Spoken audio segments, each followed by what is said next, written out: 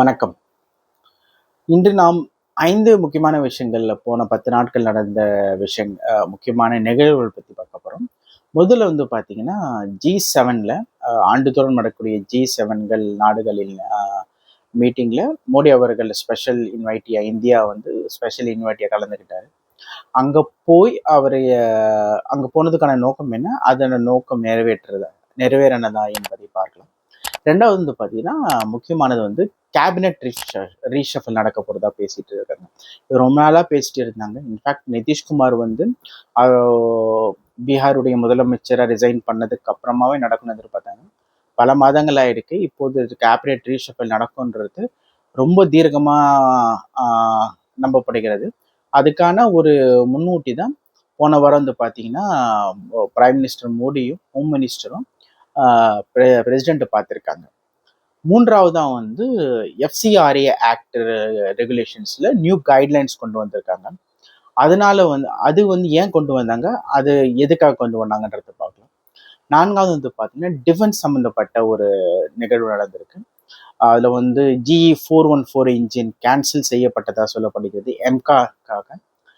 Rafael புதிய agreement, புதிய நிபந்தனைகளோட India sign பண்றதா சொல்லப்பட்டது. இப்போ 40:60 ரேஷியோல மேக் இன் இந்தியா மூலமா தயாரிக்கப்பட்டதா சொல்லப்படுது.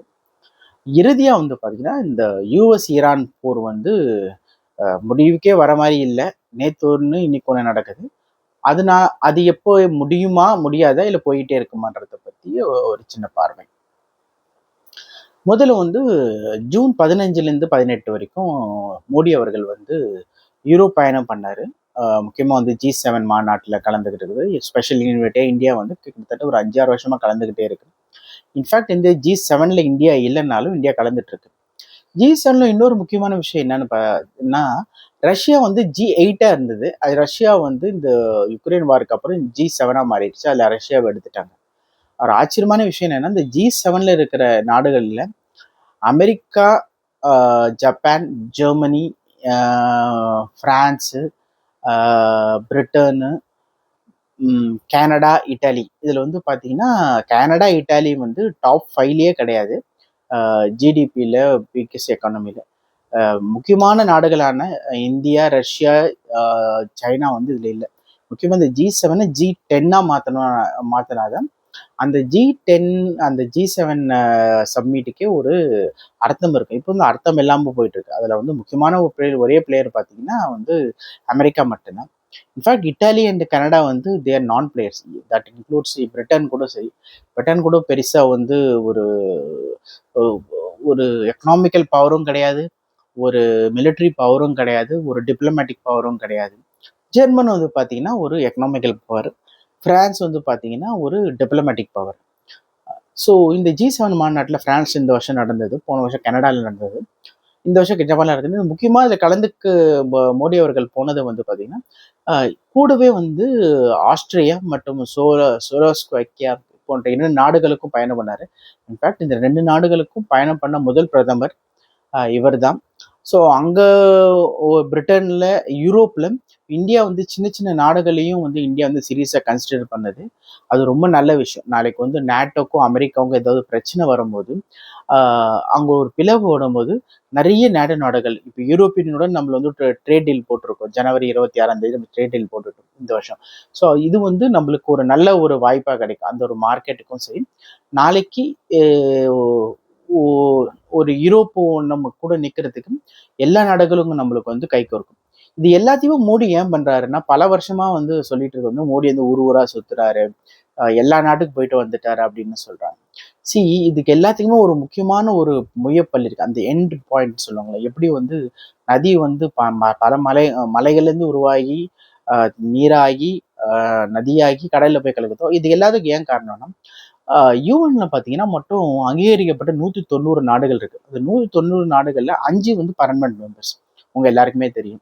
America, Russia, China, Britain and France. இந்தியாவில் சான்ஸ் கிடைச்சது. ஆனா நம்ம மாமா நேரு மாமாதானம் பண்ணி அந்த சான்ஸ் சைனா கொடுத்துருங்க, இல்லைன்னா சைனா கோச்சுக்குன்னு சொல்லிட்டாரு. அதாவது ஒருத்தவங்க தேடி வருது, அது வேணான்னு சொல்றாரு. பல பிழைகள்ல இதெல்லாம் இந்த மாதிரி பிழைகள்லாம் பண்ணிட்டு பண்ணது காங்கிரஸ்ன்னு நினைக்கும் போது நம்மளுக்கு என்ன பண்றதுன்னே தெரியல, அவ்வளோ கோவம் வருது. சரி, நடந்து போச்சு சொல்றேன். இதுல வந்து நாளைக்கு வந்து இது ஒரு எக்ஸ்பான்ஷன் பண்றாங்க வச்சுங்க. யூஎன் வந்து ஒரு எக்ஸ்பான்ஷன் பண்றாங்க. ஒரு பர்மனன்ட் மெம்பர் 8 கொண்டு வராங்க. இன்னும் 10 கொண்டு வராங்கன்னும் போது அது வந்து 2 விஷயங்கள் பார்ப்போம். ஒன்று வந்து எக்கனாமிக்கல் பவரா இருக்கணும். இன்னொன்று வந்து டிஃபென்சிக்கல் பவரா இருக்கணும். ரெண்டுத்திலுமே இந்தியா வந்து வந்து ஏற்கனவே டாப் 5ல இருக்கு. ஸோ அப்போ இன்க்ளூட் பண்ணும்போது வந்து பார்த்தீங்கன்னா எந்தெந்த நாடுகள் இன்க்ளூட் பண்ணலாம்னா இந்தியா இன்க்ளூட் பண்ணுவாங்க, ஜெர்மனி இன்க்ளூட் பண்ணலாம், ஜப்பானை இன்க்ளூட் பண்ணலாம். ஆஹ் இந்த மூணு நாடுகள் இது பண்ணால் அந்த 8 பர்மனன்ட் மெம்பர்ஸ் ஆகும். இன்ஃபேக்ட் ஜப்பான் அண்டு ஜெர்மனி வந்து இன்க்ளூட் பண்ணியிருக்கணும். ஏன் பண்ணலன்னா, இன்ஃபேக்ட் வேர்ல்டு வார் 2ல அந்த 2 நாடுகள் தான் வந்து ஒன்றா சேர்ந்து வேர்ல்டு வார் 2 ஆரம்பிச்சது. ஸோ அதனால அதுக்கு வந்து இந்த வெஸ்டர்ன் பவர்ஸ்ல வந்து they had Germany and Japan. அதுவும் ஒரு முக்கியமான காரணம். இதில் சின்னதாக ஒரு ஜியோ பாலிட்டிக்ஸ் கேம் என்னவங்களோ அதுவும் ஒரு காரணம். ஸோ நாளைக்கு எல்லா நாடுகளும் அதிகமாக ஓட்டு எடுப்பு வந்தால் நம்மளுக்கு பல நாடுகளுடைய ஓட்டு தேவைப்படும். அந்த ஒவ்வொரு ஓட்டுக்கும் ஒரு மதிப்பு உண்டு. ஒரு சாதாரண எலெக்ஷனுக்கே ஒரு ஓட்டுக்கு மதிப்பு இருக்கும்போது மொத்தமே 190 ஓட்டுன்னு இருக்கும்போது ஒவ்வொரு நாட்டின் ஓட்டும் மதிப்பு இருக்கும். அதுக்காக நம்ம வந்து எல்லா நாடுகளும் நம்ம சப்போர்ட் பண்ணணும்னா கிடையாது. கண்டிப்பாக ஒரு 10 நாடுகள் நம்ம சப்போர்ட் பண்ணாது. லைக் பாகிஸ்தான், பங்களாதேஷ், டர்க்கி, மற்ற சில நாடுகள், சின்ன சின்ன நாடுகள்லாம் சப்போர்ட் 10 நாடகம் வச்சுக்கோங்களேன். மிச்சம் இருக்கிற 175லேருந்து 180 நாள் சப்போர்ட் பண்ணும்போது நம்மளுக்கு அந்த பர்மனன்ட் சீட்ன்றது வரும் வித் வீட்டோ பவர். வீட்டோ பவரோடு சேர்ந்து நம்மளுக்கு வந்து பர்மனன்ட் யூஎஸ் மெம்பரில் சேர்மன்ஷிப் கிடைச்சதுன்னா அது இந்தியாவுடைய செல்வாக்குக்கும் இந்தியாவோட வளர்ச்சிக்கு கிடைச்ச மிகப்பெரிய ஐடியா இருக்கும். மோடி அவர்கள் வந்து இதில் கலந்துக்கும் போது பார்த்தீங்கன்னா கிட்டத்தட்ட 2025 பிப்ரவரிக்கு அப்புறம் கிட்டத்தட்ட ஒரு 16 மாதங்களுக்கு முன் இப்போதான் வந்து மோடி அவர்களும் ட்ரம்ப்பும் வந்து நேருக்கு நேர் சந்திச்சு கை குலுக்கி பேசினாங்க. அப்போது மோடி அவர்கள் ஒரு ஃபோட்டோ வந்து ரொம்ப வைரல் ஆச்சு. அவர் வந்து ட்ரம்ப் கிட்ட வந்து ரொம்ப காட்டமா கை ஏதோ உயர்த்தி பேசுறாரு, ஏதோ சுட்டி காட்டுறாரு. அப்போ ட்ரம்ப் வந்து அப்படியே குனிஞ்சு கேட்குற மாதிரி ஒரு விஷயம். பல பேர் சொல்றது வந்து என்னன்னா, டிப்ளமேட்டிக் சைட்ல இருந்து இருக்கிற நிறைய பேர் சொல்றது என்னன்னா, இந்த 3 செயிலர்ஸ் ஓமனோட ஷிப்ஸ்ல இருந்து கீழே அமெரிக்கன் ஃபோர்ஸால கொல்லப்பட்ட 3 செயிலர்ஸ் விஷயத்தை அவர் ரைஸ் பண்ணியிருக்கலாம். இனிமே இந்த மாதிரி விஷயங்கள் நடக்கக்கூடாதுன்றது டைரக்டாவே இந்தியா வந்து ட்ரம்ப் கிட்ட சொல்லியிருக்கலாம். அதுவும் இல்லாம ஒரு G7 மாநாட்டில் நிறைய ஹெட் ஆஃப் ஸ்டேட்ஸ் இருக்கும் போது இப்படி சொல்லும் போது அது வந்து ட்ரம்ப்புக்கு வந்து ஒரு மிகப்பெரிய தலைகுனிவாக இருந்திருக்கும். நான் அடிக்கடி சொல்றது தான், அமெரிக்கா இஸ் டிக்ளைனிங் பவருக்கான உதாரணம். இதெல்லாம் 20 வருஷத்துக்கு முன்னாடி யாருமே பேசவே முடியாது இதெல்லாம். ஆனால் இப்போ பேசுறாங்க. அதோடைய அதாவது ஒருத்தர் வந்து தன்னுடைய பவரையும் கௌரவத்தையும் எடுக்கிறாரு அப்படின்னும் போது ஒரு சின்ன சின்ன எல்லாரும் வந்து அவர் எதிர்த்து பேசி ஆரம்பிப்பாங்க. அவர் சொல்றது கேட்க மாட்டாங்க. ஒரு குடும்பத்திலையும் சரி, ஒரு பெரியவங்க யார சொல்றது கேட்கலாம், அது ஒரு பதிப்பு எப்படி அவங்களுக்கு வந்து அவர் கொடுக்க வேண்டிய மரியாதை கொடுக்காங்களோ அந்த மாதிரி தான் இப்போ நடக்குது அமெரிக்கா. ஸோ இந்த விஷயங்கள் கண்டிப்பா வந்து மோடி அவர்கள் பேசியிருப்பார், நம்புறோம், பேசி இருக்காருன்றது வந்து தெரிய வருது. இரண்டாவது இப்போ நம்ம பார்க்க போறது வந்து முக்கியமான விஷயம் வந்து கேபினெட் ரிஷஃபல்.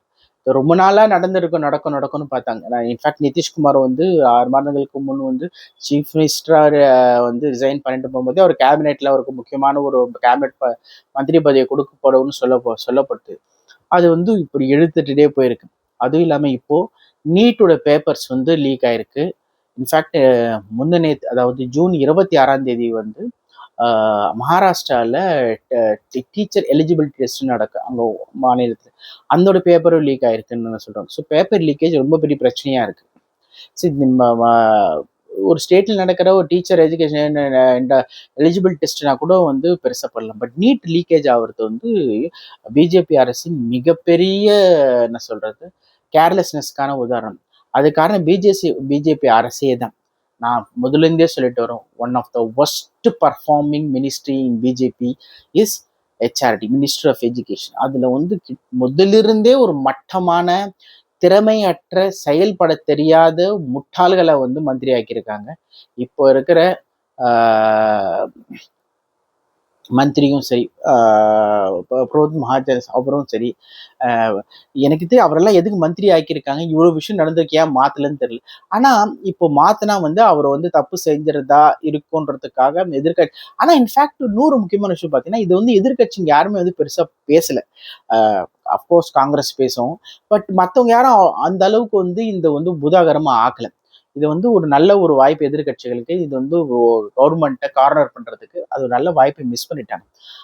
ஸோ கண்டிப்பா வந்து ஹெச்ஆர்டிக்கு ஒரு மினிஸ்டரை போடக்கூடாது, பிஜேபியோட மந்திரியே போடக்கூடாது, ஒரு கட்சிக்கார போடக்கூடாது, ஒரு பியூரோக்ராட்டை போட்டாங்க. ஒரு பியூரோக்ராட் நல்லா படிச்சவங்களா, அந்த துறைக்கு சம்பந்தப்பட்டவங்க, துறை தேர்ந்தவங்க, ஒரு பெரிய ப்ரொஃபஸரோ பிஹெச்டி படிச்சவர்களோ ஒரு பியூரோக்ராட்ஸை போட்டால் அந்த எஜுகேஷன் சம்மந்தப்பட்ட விஷயங்கள்ல வந்து நல்லா அவர் வந்து ஒரு நல்ல மாற்றத்தை கொண்டு வர முடியும், அந்த இழந்த மரியாதையை அந்த துறைக்கு கொண்டு வர முடியும்னு நான் நம்புறேன். அதே போல இன்னொன்று பேசப்பட்டு வந்து ஃபைனான்ஸ் மினிஸ்டர்லேருந்து நிர்மலா சீதாராமனை மாற்றப்படத்தா சொல்றாங்க. சில வதந்திகள் இந்த டாப் சோர்ஸ்ன்னு சொல்றாங்க, எங்கேருந்து தான் அங்கே டாப் சோர்ஸ்ன்னு தெரியுது, அது வந்து சொல்றாங்க அவங்க தான் வந்து புது ஹெச்ஆர்டி மினிஸ்டர் வர போறாங்கன்னு சொன்னாங்க. அதாவது என்ன சொல்றது, ஒன்று போனால் இன்னொன்னு சொல்லல, வாழ்க்கையில் இப்போ ஒரு பிரச்சனை போனால் இன்னொரு பிரச்சனை வர மாதிரி அவங்களுக்கு ஃபைனான்ஸ்லேயே இப்போ அவங்க வந்து finance ministry is not such a capable person to handle big post like finance ministry. Arun Jaitley போனதுக்கப்புறம் நான் நினைச்சது வந்து பெரும்பாலும் நினைச்சது பியூஷ் கோயல் இப்போ இருக்கிற காமர்ஸ் மினிஸ்டர் தான் வந்து ஃபைனான்ஸ் மினிஸ்டராக வருவார்னு நான் நினைச்சேன். ஏன்னா ஹி இஸ் வெரி குவாலிஃபைடு, அவர் ஒரு CA accountant, he is very knowledgeable in finance and all those things. அவரை தான் கொண்டு வரணும். நிர்மலா சீதாராமன் எது கொண்டு வந்தாங்கன்னு எனக்கு இன்னுமே புரியல. மோடி பண்ற மிகப்பெரிய எனக்கு காரணமும் தெரியல.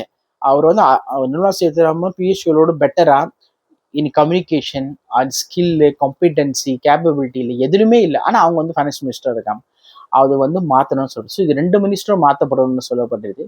நிதிஷ்குமாருக்கு ஒரு மினிஸ்டர் தரப்படுது. அது வந்து ஒரு பெரிய சஸ்பென்ஸாக இருக்குது. அவர் என்ன மினிஸ்டர் கொடுப்பாங்கன்னே தெரியல, எந்த மினிஸ்டர் அவர் ஏற்றுப்பாருன்னு தெரியல. பட் அவருக்கு வந்து ஒரு பெரிய மினிஸ்டர் தான் கொடுப்பாங்க, ஏன்னா சீஃப் மினிஸ்டர்லேருந்து வராரு.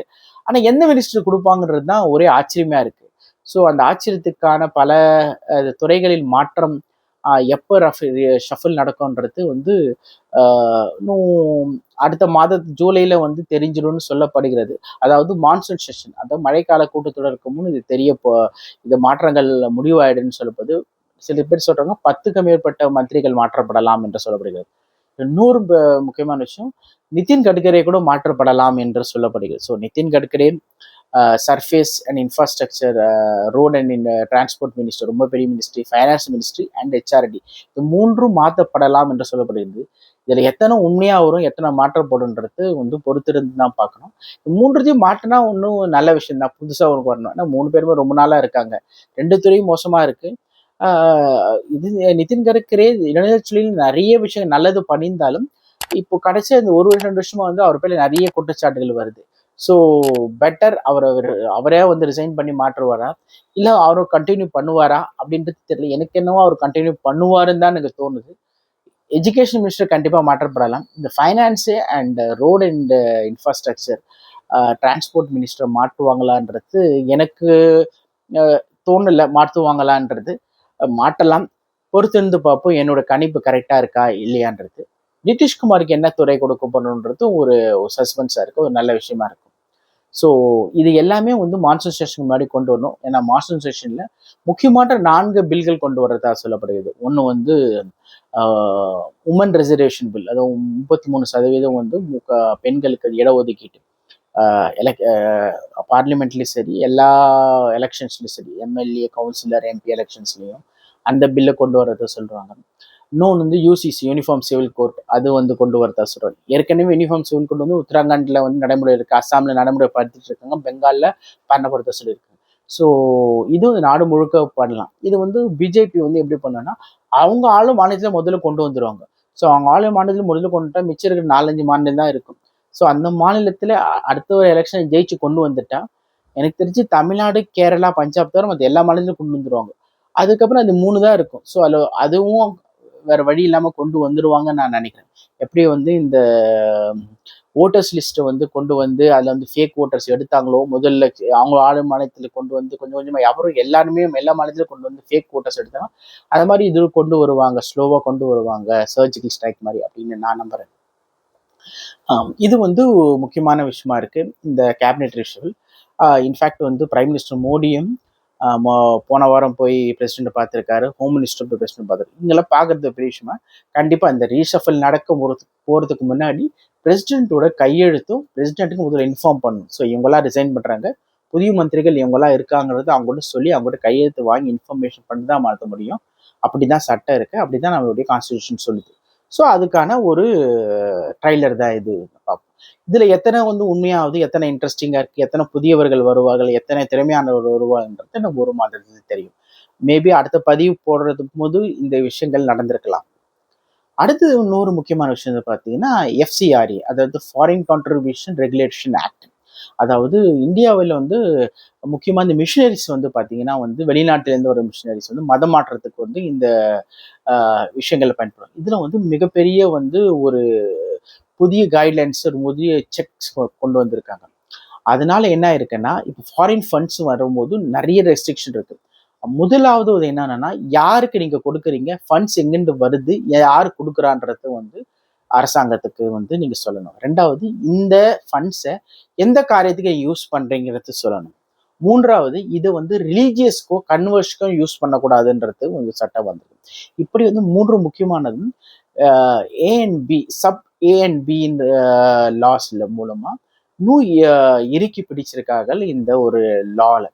இதனால வந்து பார்த்தீங்கன்னா மிஷினரிஸு, மதமாற்றம் செய்யக்கூடியவர்கள், அது வந்து சர்ச்சாக இருக்கட்டும் அல்லது மிடில் ஈஸ்ட்லேருந்து முக்கியமாக கத்தார், சவுதி அரேபியாவிலேருந்து வரக்கூடிய வந்து இந்த முஸ்லீம்களுக்கு மദ്രാஸாக்க வரக்கூடிய ஃபண்ட்ஸ் எல்லாமே வந்து இப்போ ரெஸ்ட்ரிக்ட் ஆகிடும். சில அக்கௌண்ட்ஸ்கள் ஃப்ரீஸ் ஆகலாம். அதோடைய வெளிப்பாடு தான் வந்து பார்த்தீங்கன்னா நிறைய இடத்துல வந்து காங்கிரஸ் இடத்துல இது வந்து எதிர்ப்பு தெரிவிச்சிருக்காங்க. இது ஒரு நல்ல மூவ். எப்படி மார்க்சிஸ்ட் மோயிசத்தை நக்சல்வாத எப்படி அழிச்சாங்களோ மோடி அவர்கள், அதே மாதிரி இந்த கன்வர்ஷன்ஸையும் பண்ணா நிறைய இன்னும் குற்றங்கள் குறையும். இது வந்து எவ்வளவு தூரம் சக்சஸ்ஃபுல் ஆகுது எனக்கு தெரிஞ்சு அடுத்த 2029 எலெக்ஷனுக்கு முன்னாடி இதை வந்து நடைமுறைக்கு வந்து அதோடைய பதிவுல நம்ம பார்க்கலாம். கன்வர்ஷன்ஸ் ரொம்ப கம்மியாகும். அதுக்கான யாரை கன்வெர்ட் பண்ண வராங்களோ அவங்களும் வெளிநாட்டிலேருந்து வந்து இங்கே கன்வெர்ட் பண்ண வராங்க. வெளிநாட்டிலேருந்து ஒருத்தர் வந்து நிறைய பேர் வந்து டூரிஸ்டாக வந்து கன்வர்ஷன் பண்ணுவாங்க, மதமாற்றம் பண்ணுவாங்க. அதாவது முக்கியமாக ஏழையாக இருக்கிறவங்க, அடிமட்டத்தில் இருக்கிறவங்க, எஸ்சி எஸ்டி இவங்கள தான் மெயினாக டார்கெட் பண்ணுவாங்க. அவங்கள வந்து மதமாற்றம் பண்ண சொல்லுவாங்க. ஸோ அவங்களுக்கு அவங்க அந்த மாதிரி வரவங்களுக்கு மினிமம் 20 வருஷம் ஜெயில் தண்டனை கொடுக்கும். 20 60 வருஷம் ஜெயில் தண்டனைன்றது வந்து சட்டமாக்கணும். அதே போல் யாராவது என்னை வந்து கட்டாயப்படுத்தி தான் எங்க மதமாற்றம் பண்ணிட்டான்னு சொல்லிட்டாலே அதே சட்டம் தான் இந்தியாவில் பிறந்து மதமாற்றம் பண்ணுறவங்களுக்கும் இந்த சட்டம் போதுங்க. யாரும் பண்ணுறதுக்கு பயப்படுவாங்க. ஸோ ஒன்றும் வந்து ஜெயில் தண்டனை கடுமையாக இருக்கணும் தண்டனைகள்னு ஒரு ஃபைன் இருக்கணும். அதாவது ஒரு மனிதன் மதமாற்றத்தில் பண்ணால் மினிமம் 1 கோடியிலேருந்து ஒரு ஆர்கனைசேஷனாக ஒரு தன்னை என்ஜிஓ மூலமாக பண்ணினா மினிமம் 1000 கோடி ரூபாய், மேக்ஸிமம் 1000 கோடி ரூபாய் நீங்கள் வந்து ஃபைன் கட்டணும், பெனால்ட்டி கட்டணும்னு சொன்னால் எல்லாரும் இது பண்ண தயங்குவாங்க. இது ஒரு நல்ல இம்பார்ட்டண்ட்டான தேவையான ஒரு சட்ட திருத்தத்தும் கைட்லைன்ஸ் மாற்றத்தை இது வரவேற்கத்தக்கது. அடுத்தது வந்து பார்த்தீங்கன்னா டிஃபென்ஸ் பற்றி, நான்காவது வந்து நம்ம டிஃபென்ஸ் பற்றி பார்ப்போம். டிஃபென்ஸில் வந்து பார்த்தீங்கன்னா இப்போ வந்து GE414 ஏற்கனவே 404 நம்மளுடைய தேஜஸுடைய இன்ஜின்ஸ் வந்து அமெரிக்கா வந்து வழக்கம் போல் வந்து பேக் ஸ்டாப் பண்ணி ரொம்ப டிலே பண்ணுது. அதனால நம்ம தேஜஸ் 1 வரல, தேஜஸ் 2 வந்து டிலே ஆகிட்டு. ஆனால் அது வந்து தரத்தா சொல்லியிருக்காங்க. ஆனால் இந்த எம்கான்றது advance medium 5th multi role 5th generation stealth fighter, அதாவது F-35 Su-57 மாதிரி அடுத்த ஜென்ரேஷனுக்கான ஒரு ஃபைட்டர் ஜெட்ஸ். அது வந்து இன்னும் இட்ஸ் இனிஷியல் ஸ்டேஜஸ். அது ப்ரொடக்ஷன் வரதுக்கு இன்னும் 10 வருஷம் 2035. அதுக்கு வந்து 414 GE414 இன்ஜின் வந்து சைன் பண்ணியிருந்தாங்க. ஏற்கனவே 404 நம்ம வந்து அவங்களும் டெலிவரி பண்ணும்போது 414 டெலிவரி பண்ணுவாங்களா இல்லையான்றது ரொம்ப பெரிய கேள்விக்குறியா இருக்கு. அதுக்கு ஃபைன்ஸும் போட்டிருக்காங்க. இப்போ சொல்லப்படுது என்னன்னா, அந்த 4141 GE414 இன்ஜின் வந்து எம்காக்கு வந்து ஒன்று நம்ம சொந்த இன்ஜின் காவேரி இன்ஜின் பண்ணுறதா சொல்லியிருக்காங்க. அது வந்து சக்ஸஸ்ஃபுல்லாக இல்லை. அதுக்கு பதிலாக 2 நிறுவனங்கள் வந்து இந்தியா கையெழுத்து கொலாபரேட் பண்ணுறதா சொல்கிறாங்க. ஒன்று வந்து சாஃப்ரான், நம்ம ரஃபாலுக்கு பண்ணக்கூடிய நிறுவனம், அதோட engine Safran advance engine F5 variant use பண்ணுற அந்த இன்ஜின், அல்லது ரோல்ஸ் ராயல்ஸ், உங்களுக்கு எல்லாருமே தெரியும் Rolls Royals company, BMW company, அதோட இன்ஜின்ஸ். அவங்க வந்து ஏர்கிராஃப்ட்லாம் இன்ஜின்ஸ் தயாரிப்பாங்க. அவங்க வந்து இங்கே 2 பேருமே வந்து ரோல்ஸ் ராயல்ஸ் வந்து in fact 100% TOT transfer of technology பண்ணி இந்தியாவிலேயே வந்து இந்த இன்ஜினை தயார் பண்ணுறதா சொல்லியிருக்காங்க. இது ரெண்டும் கேள்விப்பட்டவன். ரஷ்யாவும் சொல்லியிருக்கேன். அவங்க ஏற்கனவே அவங்களோட SU-57 இருக்கு, 5th ஜென்ரேஷன், அதோட இன்ஜினும் இந்தியாவுக்கு தரதா சொல்லியிருக்காங்க. ஸோ இதில் பார்க்கும்போது இந்தியா ரஷ்யன் இன்ஜினை சூஸ் பண்ணதா, பிரிட்டன் ரோல்ஸ் ராயல்ஸை சூஸ் பண்ணதா, இல்லை சாஃப்ரான் ரஃபாலோட F5 வேரியண்ட்டை சூஸ் பண்ண எம்காக்கு பார்க்க வேணும். 4141 GE414 இன்ஜின் கேன்சல் ஆச்சுன்னா அது ஒரு நல்ல விஷயம். அதே போல் ரஃபால் வந்து 114 டீல் சைன் ஆனதில் வந்து முதல்ல வந்து 10 to 20% வந்து இந்தியன் கண்டென்ட், இந்தியனுடைய மேனுஃபேக்சரிங் கூட்ஸும் மேக் இன் இந்தியா மூலமாக பண்ணுறத சொல்லியிருந்தாங்க. அது வந்து இந்தியா அப்போ வந்து கடிவாளம் போட்டு மினிமம் 40 to 60% வந்து இந்தியன் ப்ராடக்ட்ஸ் தான், அதில் வந்து இந்தியன் ப்ராடக்ட்ஸ் தான் யூஸ் பண்ணணும்னு சொல்லியிருக்காங்க, especially which is made in India. அதுக்கும் சரி சொல்லப்பட்டது. அஃபிஷியல் இன்னும் சொல்ல, அது ஒரு நல்ல முதல்ல ஒரு 40 to 60% ஆரம்பிச்சு அடுத்த ஒரு இந்தியாவில் பண்ணக்கூடிய 90 விமானங்களை அது கொஞ்சம் கொஞ்சமாக ஏற்றி ஒரு 80% கொண்டு வந்தால் அது ஒரு நல்ல தொடக்கமாக இருக்கும். நம்மக்கிட்டேயும் ஒரு நல்ல விஷயமா இருக்கும். ஏன்னா நம்ம வந்து ஒரு ஃபைட்டர் ஜெட் என் பண்ணும்போது அதில் மிசைல்ஸோ அதில் வந்து மற்ற விஷயங்கள் சாஃப்ட்வேர்ஸ் இன்ஸ்டால் பண்ணும்போது அந்த பர்டிகுலர் கம்பெனியோடைய லைசன்ஸ் வாங்கணும், அவங்ககிட்ட பர்மிஷன் வாங்கணும். வித்தவுட் லைசன்ஸ் பர்மிஷன் பண்ண முடியாது. ஆனால் இங்கே நம்ம என்ன கேட்டிருக்கோம்னா, India can integrate any kind of missiles or software update எது பண்ணாலும் யாரையும் கேட்க தேவையில்ல, நம்மளே இந்த மேட்சப் பண்ணிக்கலாம். இந்தியன்ஸ் வெப்பன்ஸையும் வந்து இன்டிகிரேட் பண்ணலாம். Indian weapons like BrahMos, Astra போன்ற ஃபைட்டர் ஜெட் யூஸ் பண்ணுறக்கூடிய missiles, air to air, air to ground missiles போன்றவர்கள், இன்னும் வரக்கூடிய அட்வான்ஸ் மிசைல்ஸ் எல்லாத்தையும், ட்ரோன்ஸு எல்லாத்தையுமே வந்து நம்ம யாருடைய, அதாவது நம்ம ஒரு பொருளை வாங்குறோம் வச்சுக்க, ஒரு காரையோ ஒரு வண்டியோ வாங்கிட்டா நம்ம என்ன ஒன்றா மாடிஃபை பண்ணிக்கலாம்ல. ஆனால் மாடிஃபை பண்ணும்போது ஒவ்வொரு வண்டியோ புதுசாக ஸ்டாண்ட் போடும்போது ஒரு அந்த எந்த கம்பெனி கிட்ட வாங்குறோமோ அந்த கம்பெனி கிட்ட போய் இந்த ஸ்டாண்டு புதுசாக பண்ண போகிறேன், ஸோ இந்த ஸ்பீடோமீட்டர் மாற்ற போகிறேன், இந்த கண்ணாடியை மாற்ற போகிறேன், இந்த சர்வீஸ் பண்ண போகிறேன்னு சொல்லிட்டு நம்மளுக்கு எவ்வளோ கடுப்பாக இருக்குன்னா, நம்ம பொருள் வாங்கிட்டோம், நம்ம இஷ்டம் எப்படி வேணா நம்ம வந்து நம்மளுக்கு தகுந்த மாதிரி பண்ணுமே தவிர அப்படி ஒரு அந்த மாதிரி ஒரு விஷயம் தான் இப்போ இந்தியா பண்ணியிருக்கு. இது எவ்வளோ தூரம் சக்ஸஸ்ஃபுல்லாக இருக்குது, எவ்வளோ தூரம் வந்து அஃபிஷியல் அனௌன்ஸ்மெண்ட் வருன்றது இனி வரும் காலங்களில் பார்ப்போம். இறுதியாக வந்து பார்த்தோன்னா வந்து இந்த US ஈரான் போர் ஒரு நாளைக்கு ஒரு காமெடி நடந்துட்டு இருக்கு. ஜூன் 26 வந்து பார்த்தீங்கன்னா டொனால்ட் ட்ரம்ப் வந்து ஈரான் வந்து நான் சொன்னது எல்லாத்தையுமே ஒத்துக்கிட்டாங்க அப்படின்னு ஒயிட் ஹவுஸ்லேயே பேட்டி கொடுத்தாங்க.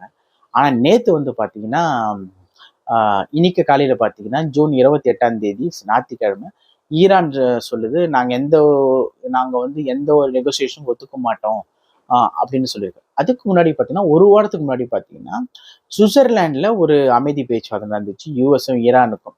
அங்கே அதில் வந்து யூஎஸ் உடைய வைஸ் பிரசிடென்ட் JD Vance கலந்துக்கிட்டார்.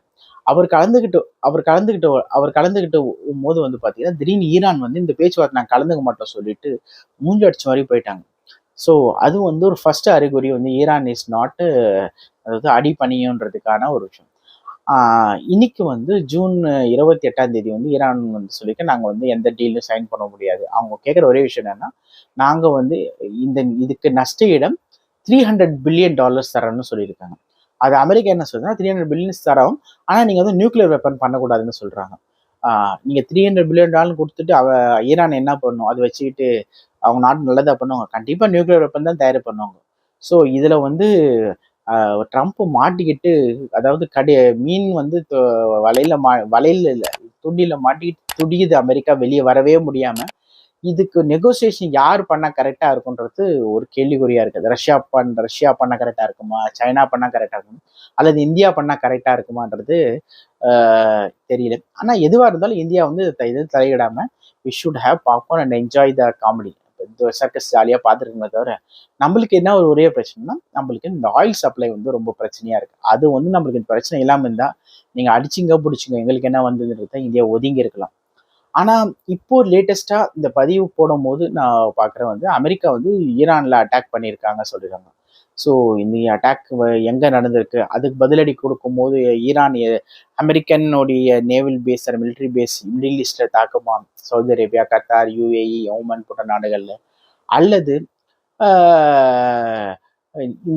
இதோட பிரச்சனை என்னன்னா, இது வந்து ஈரான் வந்து அமெரிக்கா தாக்க முடியாது டைரக்டா, ஆனால் அதோடைய அலைஸ் இருக்கிற மிடில் ஈஸ்ட் எல்லா நாடுகளையும் தாக்கும். ஸோ திருப்பியும் வந்து என்ன பிரச்சனை வருமானது ஒரு மிகப்பெரிய அபாயமா இருக்கு. ஸோ இதுதான் வந்து பார்த்தீங்கன்னா இந்த 10 நாளில் நடந்த முக்கியமான நிகழ்வுகள். நான் இந்த பதிவு உங்களுக்கு உபயோகரமாக இன்ட்ரெஸ்டிங்காக இருந்திருக்கும்னு நான் நம்புகிறேன். இவ்வளோ நேரம் உங்களோட பொன்னான நேரத்தை எனக்காக ஒதுக்கின உங்கள் எல்லா அன்பு நெஞ்சங்களுக்கும் என் மனமார்ந்த நன்றி. வந்தே மாத்திரம். ஜெயஹிந்த்.